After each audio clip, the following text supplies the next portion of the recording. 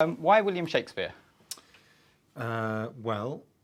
He was, he is one of the most well-known figures in history. So it was, we said to ourselves, if we're going to do a feature film, where do we start? Well, that's a really good place, I think. I think particularly because we wanted to do a caper, and they're always inherently complicated. You have to get into a lot of plot very quickly.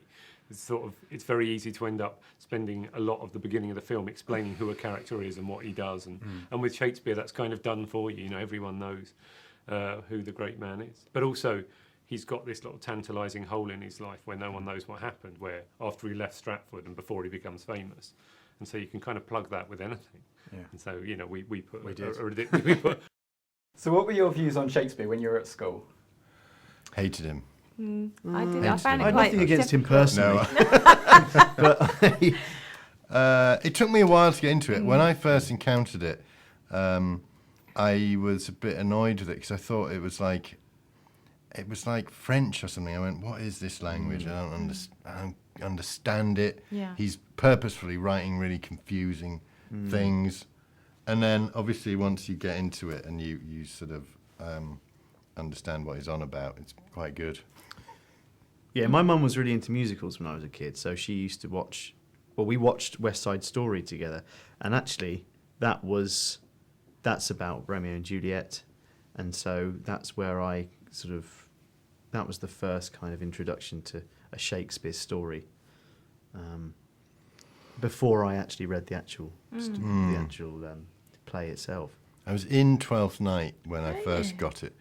Yeah. You were brilliant. I was really amazing.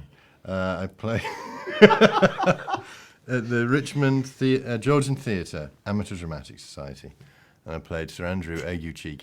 And it was really funny. That's when I went, oh, this is funny. Although not all Shakespeare's comedies are funny, but Twelfth Night is one of the funnier ones. Was that with Worcester?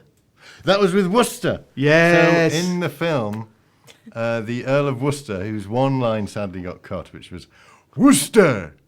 But he is in the film, was the sort of head of the Richmond Amateur Dramatics. Oh, he was so when lovely. we filmed up there, lovely. he came and did a little sort of walk-on part.